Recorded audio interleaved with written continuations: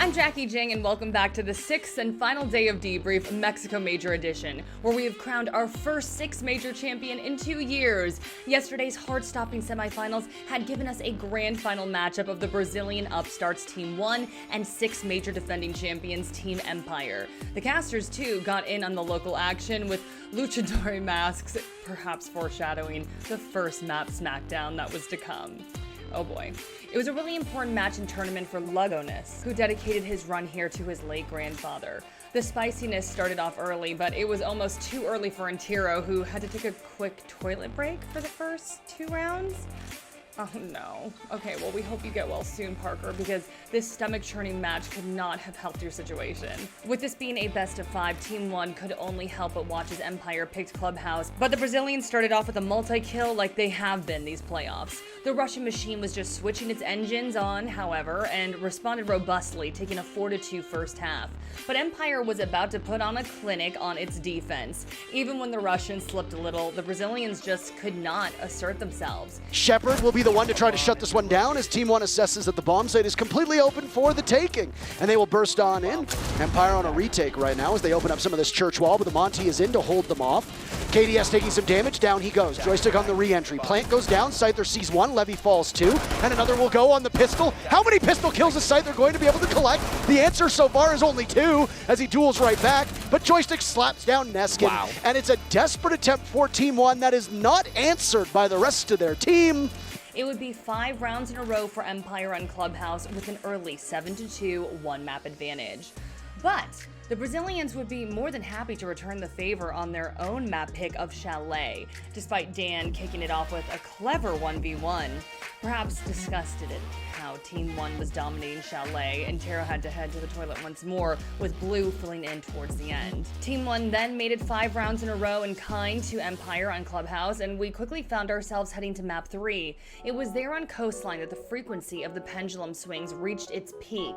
Starting off an attack, we finally saw why Coastline has an attack-favored win rate, despite some saucy plays like this 1v2 from Joystick. Team One took a 4-2 attack with Levy picking up the slack where Alamau went quiet. But as Empire closed the gap to level scores, he absolutely switched on the defense, securing match point with an incredible clutch. Scyther's in, and Empire are cleaning up. It seems like match point is theirs for the taking, but they have to stop Ali Mao in the process as he fires through the wall, but he'll forfeit that opportunity. It's just Shepard and Ali Mao in a 1v1. Scyther will need to be picked up, and through the wall, there they go, and he gets one! And what a clutch from Ali Mao! Empire would roar back though, forcing overtime as Dan got the second quad kill of the day. But who other than Alamau, as he got a triple to close out an 8-6 win and push his team to within 1 map of its first international trophy.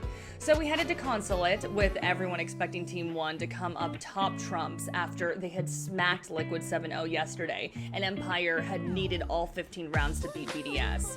But it was Empire that smashed expectations with 5 diffuser plants for a 5-1 lead that soon became 6-1.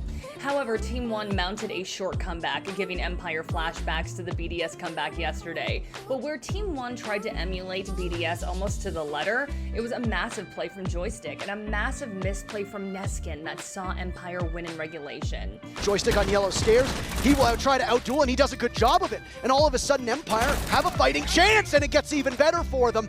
But still, they lose Shepard. Joystick will need to clutch. This one gets real tough. His position given away, he'll fight, and then it's a simple kill, but no, Ali Mao puzzlingly missing it. Neskin has great patience. 11 seconds left. Joystick is on it. From above, Neskin needs to wait. He can see the head of it. Can he? Joystick falls off. No, Joystick is staying on it! Joystick stays on it! Of course, we had expected nothing less than a barn burner, and that's what we got with a 5th map to decide it all. Team One bounced back superbly, starting off with a flawless round on Villa. But Joystick matched Alamau's incredible 1v3 quad kill on Coastline with one of his own here in the very next round. Flash goes out over his shoulders. Shepard is the first to fall. Joystick answers back. Down goes always, so Joystick will need to clutch out. Diffuser going down right in front of him. Joystick running up. He gets the kill, but he doesn't know where the last remaining players are. They're in close pursuit, and he has to play ring around the rosy. Only Joystick can hit those kinds of shots. Lugones now with just 20 HP will be the one to outduel as Levy's been downed.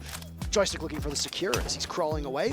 More information being moved around the bomb chassis. Joystick takes the fight to him, and Lagonis loses as both of these teams. But this map was well and truly the Neskin show, as he shot to a meteoric 13 and 2 KD as his team led 5-1 at the half. The Empire was finally felled as this Team 1 roster, only put together just before this season started, won an incredible 6 major. With that, we have our incredible conclusion to the 6th Mexico Major, where we saw a new champion in Team 1. And big congratulations to Levy, specifically who took home the MVP nod after incredible performances throughout. And while you're here, be sure to subscribe and go follow us on Twitter. Follow me too at Jackie Jing to stay on top of the madness in Mexico City, as well as our full MVP and EVP list. And if you want to see more of the numbers that players like Levy were putting up, head on over to the Siege GG competitions page. And of course, check out our best plays video for our pick of the top 5 from today. It's all over from Mexico. Hope you enjoyed the games and take a little break before we come back for the start of Stage 3. See ya, Siege fam!